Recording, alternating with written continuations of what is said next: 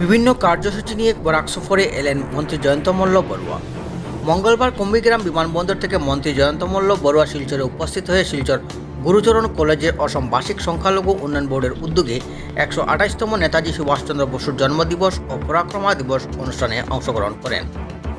নেতাজি সুভাষচন্দ্র বসুর প্রতিকৃতি মাল্যদান ও পুষ্পার্ঘ করেন তিনি। বক্তব্য রাখতে গিয়ে মন্ত্রী জয়ন্ত মল্ল বড়ুয়া নেতাজি সুভাষচন্দ্র বসুর জীবনী সহ বিভিন্ন বিষয় তুলে ধরেন।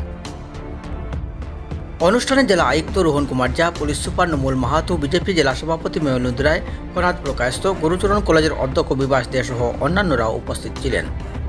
শিলচর থেকে হিফজুর রহমানের রিপোর্ট।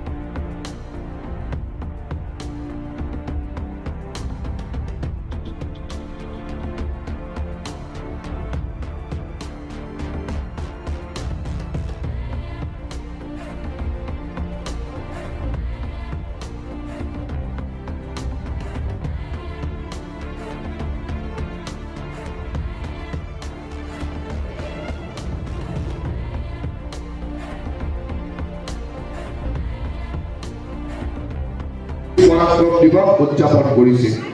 আজি কেইবাখনো জিলালৈকে আমাৰ 2-4জন মন্ত্ৰীও গৈছে আৰু বিভিন্ন জিলাত ভাষিক সংখ্যালঘু বৰ্ডৰ কাৰ্যকৰ্তা আৰু আমাৰ সমৰ্থক সহযোগীসকলৰ লগত সুন্দৰভাৱে দিনজোৰা কাৰ্যসূচীৰে এই পৰাক্ৰম দিৱস পালন কৰা হৈছে।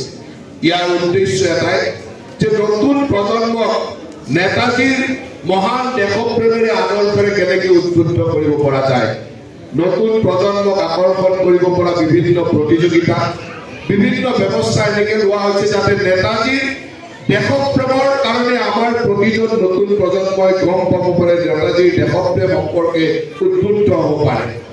আজি ভাৰতৰ স্বাধীনতা আন্দোলনত আটাইতকৈ ডাঙৰ বৰঙণি থকা নেতাজী সুভাষ চন্দ্ৰ বসুক ভাৰতৰ ইতিহাসত যিধৰণে বিশ্লেষণ হ'ব লাগিছিল, সেই বিশ্লেষণ আমাৰ ভৱিষ্যতৰ দিনৰ বুৰঞ্জীবিদসকলে হয়তো সেই ধৰণে নকৰিলে। আজি আমাক তাক পৰিৱৰ্তন কৰাৰ প্ৰয়োজন আহিছে।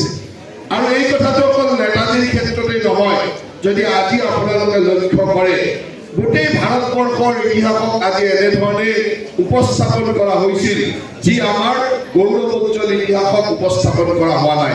আমাৰ ক'ৰবাত গোলামীৰ ইতিহাস, আমাৰ ক'ৰবাত পৰাক্ৰমৰ ঠাইত পৰাজয়ৰ ইতিহাস যেন ভাৰতৰ মানুহক বুজাবলৈ চেষ্টা কৰা হৈছিল, এয়া আছিল ব্ৰিটিছ মানসিকতাৰ এক প্ৰতিফলন। ব্ৰিটিছে বিচাৰিছিল যে ভাৰতীয় মানুহে এই গোলামীৰ কথাবিলাক জানি থাকক, পৰাক্ৰমৰ কথা জানিব নালাগে, নতুন প্ৰজন্মৰ কথা জানিব নালাগে। আৰু সেই ব্ৰিটিছৰ লগত বাও চিন্তাধাৰাৰ কিছু লোকে সন্নিৱিষ্ট হৈ গোটেই ভাৰতবৰ্ষৰ ইতিহাস এনেকৈ লিখিছিল যে ভাৰতবৰ্ষৰ ইতিহাস আৰম্ভ হৈছিল মোগল সাম্ৰাজ্যৰ পৰা, মোগলৰ গোলামীৰ দিনৰ পৰা। ভাৰতবৰ্ষৰ ইতিহাস আৰম্ভ হ'ব লাগিব ৰামায়ণ মহাভাৰতৰ দিনৰ পৰা। ৰামায়ণ মহাভাৰতৰ সেই গৌৰৱোজ্জ্বল কথাবিলাক আমি ভাৰতবৰ্ষৰ ইতিহাস বুলি নকওঁ, আমি ভাৰতবৰ্ষৰ এয়া কিংবদন্তি বুলি কওঁ।